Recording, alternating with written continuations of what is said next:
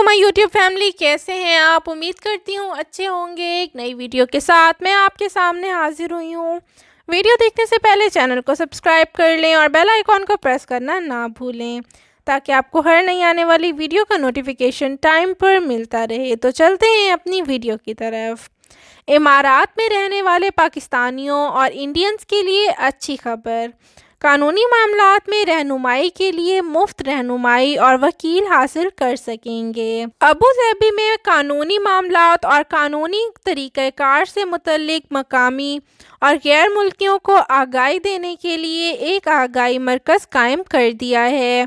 इस मरकज़ से वो लोग फ़ायदा उठा सकेंगे जो वकील की फ़ीस अदा करने की इस्तात नहीं रखते, मगर इन्हें बहुत से कानूनी मसाइल का सामना रहता है और वो कानूनी तरीक़ाकार से भी नावाकिफ़ होते हैं। अबू धाबी में कानूनी मामलात से आगाही का ये इदारा मौसूलिया के नाम से कायम किया गया है ताकि वकील को फ़ीस अदा ना करने वालों का भला हो सके। इसके अलावा मुकदमात के लिए वकील भी फराहम किए जाएंगे।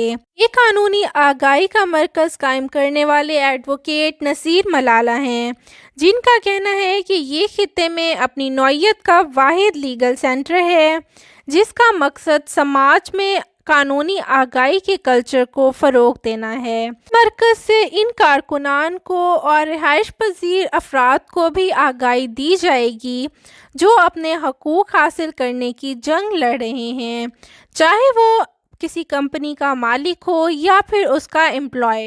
इनकी जानिब से आखिरी सेटलमेंट का मामला हो, कार हादसात के नतीजे में हर्जाने की रकम का, जायदाद का झगड़ा हो या कोई और मामला, हर तरह की रहनुमाई फराहम की जाएगी।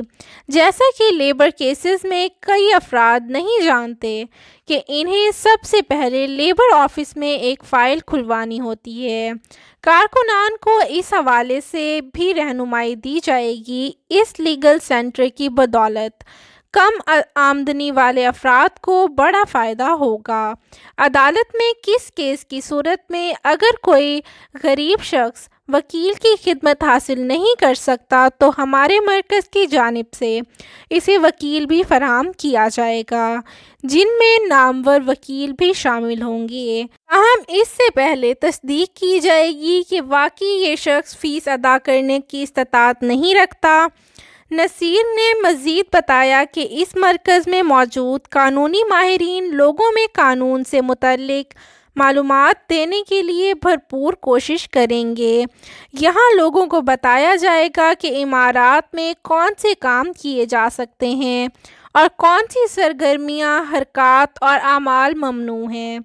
जैसे अक्सर लोग साइबर क्राइम के कानून से नावाकिफ़ हैं, जो इस सेंटर में आकर जान सकते हैं कि इन्हें सोशल मीडिया पर क्या लिखने की इजाज़त है और क्या लिखना या पोस्ट करना इनके लिए मुश्किल खड़ी कर सकता है। अगर मेरी वीडियो अच्छी लगी हो तो लाइक, शेयर और सब्सक्राइब करना ना भूलें। आप मुझे इंस्टाग्राम, फेसबुक और व्हाट्सएप ग्रुप में भी ज्वाइन कर सकते हैं।